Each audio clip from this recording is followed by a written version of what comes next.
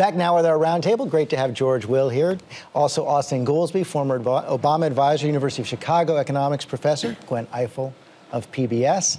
Andrew Sullivan of the Daily Beast, welcome. And Nicolle Wallace, of course, advisor to President George W. Bush, now political contributor to ABC. And George, we just heard both sides talk about their chances right now.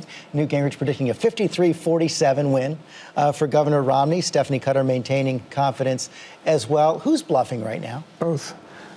Both are bluffing because no one knows at this point. What we do know is that the trends for the last 3 weeks or so favor Mr. Romney.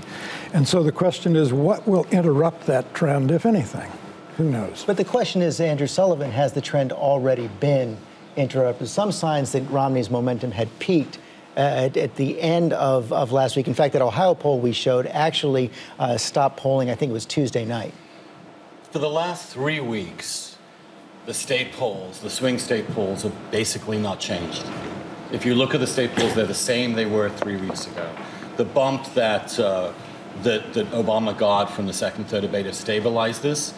And the chances in the Electoral College at this point, unless you're right, unless this ABC poll in Ohio, which to me is really stark news. You mean the Ohio poll, yeah. If it's equal in Ohio, then that changes the equation. But that's a sudden move. The last 3 weeks, look at all the swing state polls, everything in them.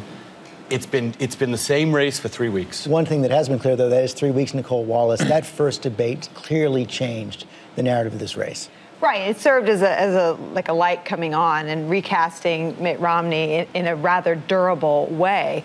I agree that the polls in Ohio is really the only one that matters. I don't buy that there's a path without Ohio for Romney. So what they're pointing to this morning, what does suggest something that may be destabilizing the post-debate stability, is that the Des Moines Register editorial could have a ripple effect in that part of the country. If they have polls showing them even, everyone wants to be on the side of a winner, that could change the mentality of those voters in Ohio. And they are mounting a new, paid media effort to try to neutralize some of the damage done by what they feel like false attacks about the auto bankruptcy. That has become the big issue, Gwen Ifill, in Ohio right now, the auto bailout. The other argument you heard from Stephanie Cutter is that about 20% of the voters in Ohio have already voted. They have, and a third of the voters in North Carolina have already voted, in Maryland and Georgia. Stephanie Cutter is right about this. There were a lot of lines, part on the East Coast because they were worried about Sandy and maybe they wouldn't be able to vote at all. But I also think you have to look at what these candidates have in front of them. They have to get out there. I've talked to a lot of voters. I've never had them say I was waiting to see what my newspaper endorsement would be before they decided. So they're all trying to figure out what they're going to do, and the candidates want to get out. But the president had to cancel a couple of Virginia events. Mitt Romney had to cancel. But where'd they go? Back to Ohio. And Colorado. I'm watching Colorado very carefully. I think those suburbs around Denver, Arapahoe County and Jefferson County, where voters are really have gone back and forth, that's where a lot of this is going to get decided. Austan Goolsbee, Colorado is not going to be affected by Hurricane Sandy, but every one of those other states is. Yeah, look, but I think we're kind of kidding ourselves to think that the race is going to fundamentally hinge on any of these things. It's not just the last 3.5 weeks the race has remained unchanged. It's really been basically a year and a half. All the fundamentals of the economy, of the polling, of the politics of the country point to it's going to be a razor-thin margin. We're going to be up late on election night. And so I think whether they're actually able to have their events or not, I still think. There's never been a point in this election all year at which Obama has not had a lead in the Electoral College vote, ever. And so he would have to lose it in the last week, having led all year. But you would agree that if Ohio is flipped, that changes the whole ballgame? Yes, it does. There has been a big change. It's not a particular state. It's the change in Romney's gain among women. And that, I think, represents a huge recoil by professional women with college degrees against the condescension of the Obama campaign, which says, Austan, hang on, which says essentially, don't you trouble your pretty little heads about these men's issues like unemployment and all the rest. Worry about contraception, which has been a constitutional right for 47 years.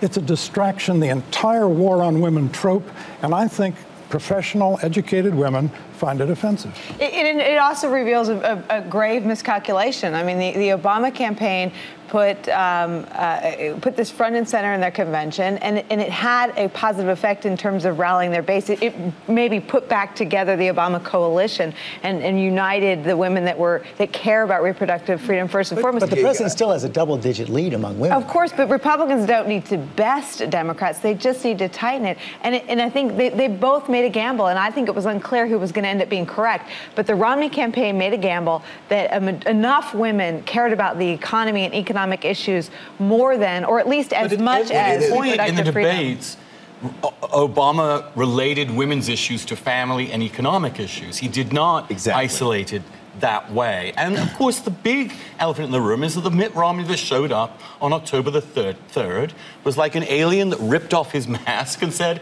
I'm brand new now. But we liked him. But we liked him. We loved him. He's at the point, you know, we liked him better. He has, you know, it's like he has evolutionary ideology. Like but his church has evolving doctrine. But Andrew, at this one point, day it's true, the last day it's not. But at this point in the campaign, all that matters is who's got the last-minute enthusiasm. I don't know about the word momentum. I think that comes freighted with meaning. But I think enthusiasm. You cannot argue that the Republicans, who had gotten a little depressed, were enthused after what they saw in that debate. They got a brand new candidate October 3rd. People who won all three of those debates, they said that the president won the last two, Romney won the first one, but Romney won all three. That's how important that first debate is. He's a brand new candidate. I want to talk great about to bring in a new candidate. This is a campaign of distractions. We know that. It's a distraction for both candidates to talk about the joys of bipartisanship after they are elected. Right. It's a bipartisan. That's the fundamental issue. It is. For the president to say, well, you know, we'll prick that balloon, and when I become president, we won't have partisanship anymore in Washington. For Mitt Romney to say, I can go and fix it, nobody believes any of that. Except that, you know, the Des Moines Register, and Nicolle was bringing it up, also want to bring this to you. I think the most powerful argument they ended up making that could have some impact if people actually read it is they seem to back up this idea that Mitt Romney had a better chance of forging bipartisan coalition. I found that very surprising. I don't think people paid that much attention to newspaper endorsements, but if you go back and look at Massachusetts, I mean, Mitt Romney vetoed 800 bills by the Democratic legislature in Massachusetts, and he had a 34% approval rating when he left office.